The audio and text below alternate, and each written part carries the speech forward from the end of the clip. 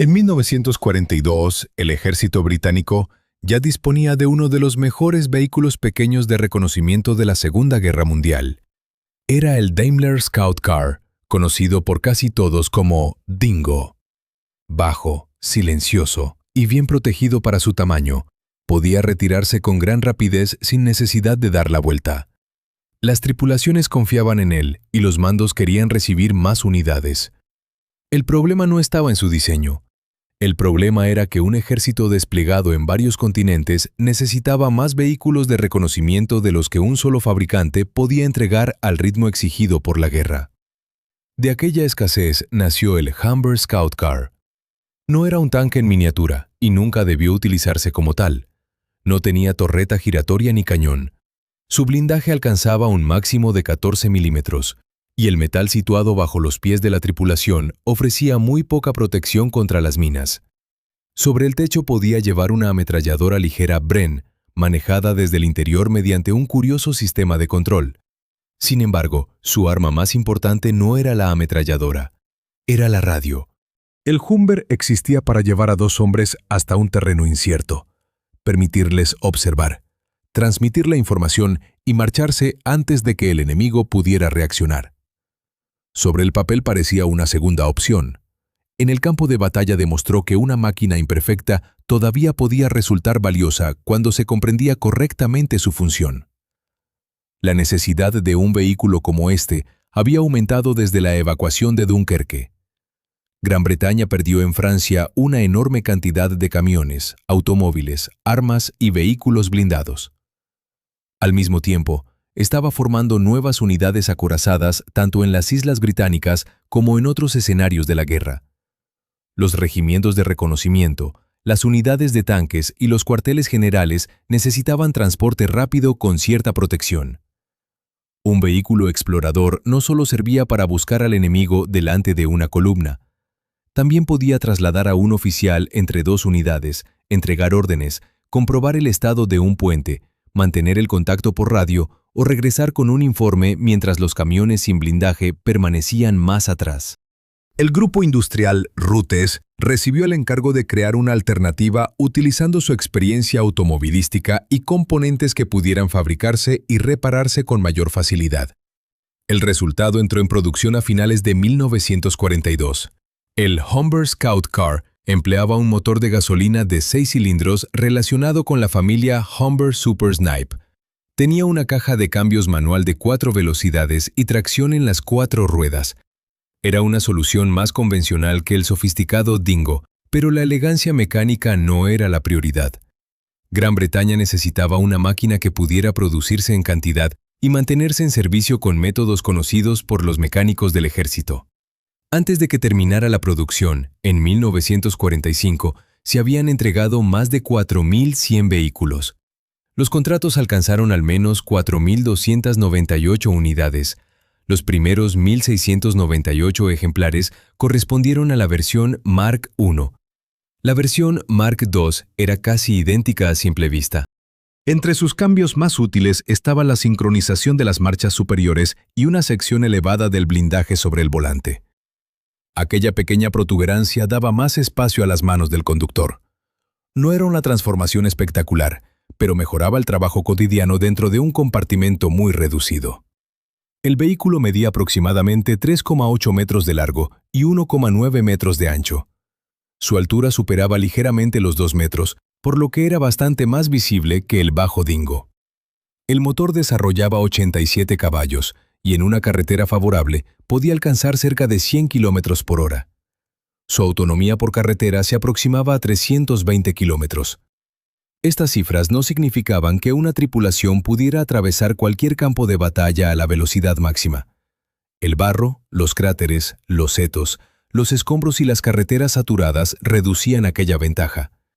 Pero cuando encontraba una ruta despejada, el Humber podía llevar información entre formaciones que avanzaban más rápido de lo que era posible instalar nuevas líneas telefónicas.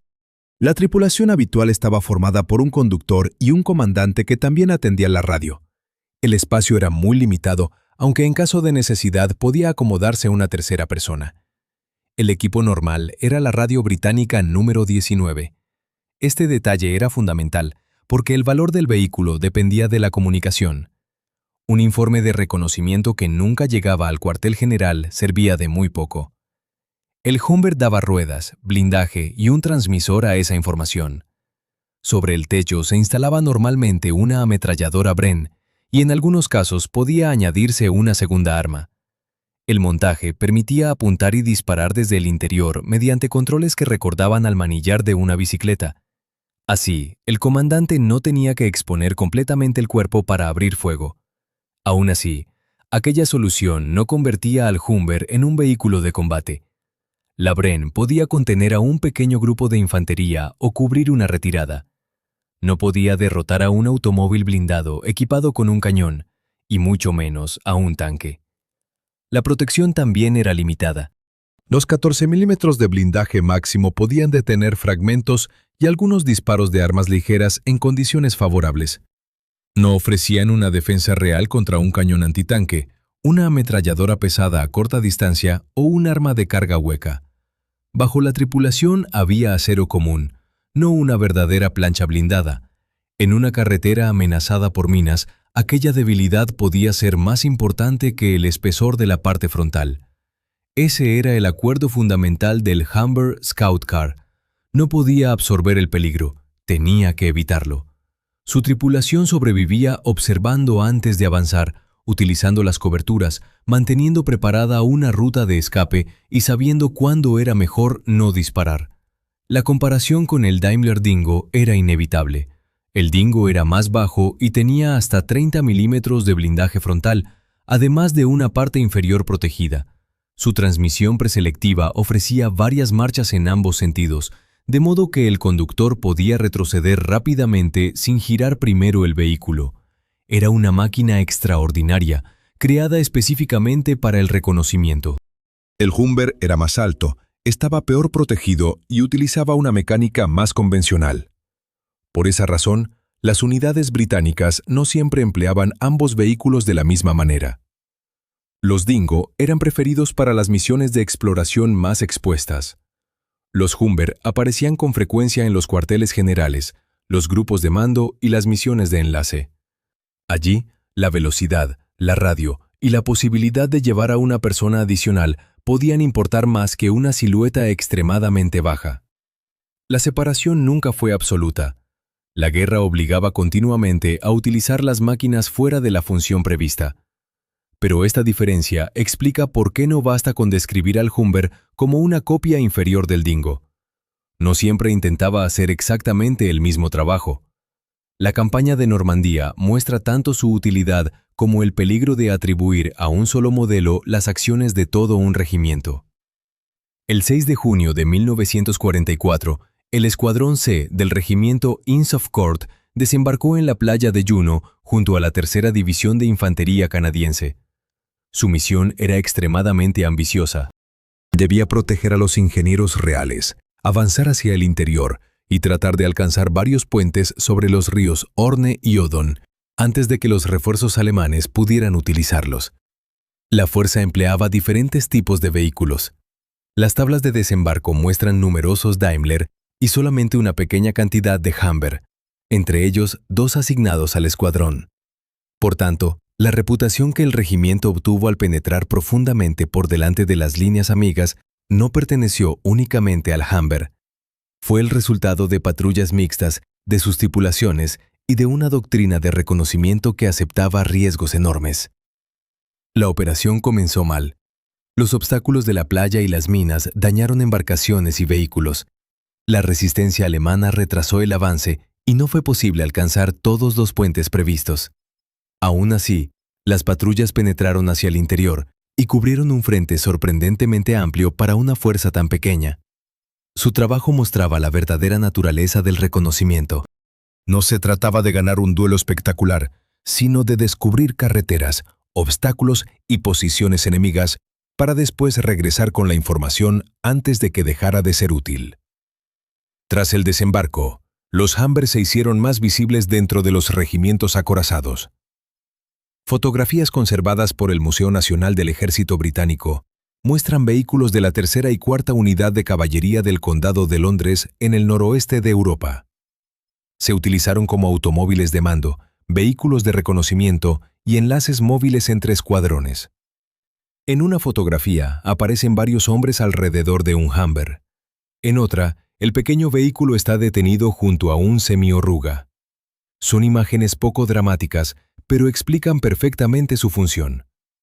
El Humber conectaba las diferentes partes de una formación que no dejaba de moverse. El 13 de junio, durante la batalla de Villers-Bocage, la cuarta unidad de caballería del Condado de Londres fue sorprendida por tanques Tiger alemanes. Aquel ataque se convirtió en una de las emboscadas más conocidas de la campaña de Normandía. El regimiento perdió tanques, semiorugas, vehículos ligeros y 3 Humber Scout Car. La cifra es reveladora. Los pequeños Humber circulaban cerca de la estructura de mando y de la columna acorazada. Pero cuando la sorpresa eliminaba la distancia y el ocultamiento, ni su velocidad ni su ametralladora podían salvarlos. El vehículo era útil porque evitaba los combates desiguales, no porque pudiera sobrevivir dentro de ellos. La mejor demostración de su función llegó durante la Operación Market Garden en septiembre de 1944. Los relatos de aquella campaña mencionan muchas veces vehículos exploradores sin identificar claramente el modelo. Por eso, algunas versiones posteriores confunden los Humber con los Daimler Dingo. El segundo regimiento de caballería de la Guardia utilizaba ambos tipos. Algunas de sus famosas patrullas a gran velocidad se realizaron con Daimler, no con Humber. Sin embargo, existe una misión concreta asociada de forma clara con el pequeño vehículo de Roots. El 18 de septiembre, el capitán Balding avanzó hacia la localidad neerlandesa de Son, acompañado por un operador de radio estadounidense. El puente sobre el canal Guillermina había sido destruido, y el cuartel general necesitaba conocer las dimensiones exactas de la brecha. Sin esos datos, los ingenieros no podían preparar correctamente un paso provisional. La importancia de aquella misión era mucho mayor que el tamaño del vehículo. Una columna acorazada completa podía quedar detenida porque faltaban unas pocas medidas. Balding logró llegar a la zona y obtener la información necesaria. Según los relatos de la campaña, también consiguió establecer una llamada telefónica mediante una central que todavía funcionaba bajo control alemán. Las medidas fueron transmitidas, el material para construir el nuevo paso pudo enviarse hacia adelante y la columna recibió una posibilidad de continuar. No fue destruido ningún tanque enemigo, no se conquistó una posición mediante un asalto. El Humber simplemente llevó a las personas adecuadas hasta el lugar correcto y ayudó a que la información viajara más rápido que la columna situada detrás. Eso era exactamente lo que debía hacer un vehículo de reconocimiento y enlace. La campaña en los Países Bajos también mostró los límites de la velocidad. El avance aliado dependía de una carretera estrecha, llena de tanques, camiones, ambulancias y vehículos de suministro. En medio de aquella congestión, un Humber capaz de alcanzar 100 km por hora no podía avanzar más rápido que el vehículo que tenía delante. Su ventaja aparecía lejos de la columna principal. En carreteras secundarias, durante misiones de contacto y en los espacios que separaban un cuartel general de otro. La movilidad no era solamente la velocidad máxima. También era la capacidad de pasar por rutas estrechas, girar con rapidez, ocultarse junto a un edificio y mantener conectada una red de radio. Cuando los ejércitos aliados entraron en Alemania, las unidades de reconocimiento continuaron informando sobre puentes, bloqueos, posiciones abandonadas y pequeños grupos enemigos. El regimiento Inns of Court recorrió aproximadamente 1.900 kilómetros desde Normandía hasta las cercanías de la frontera danesa.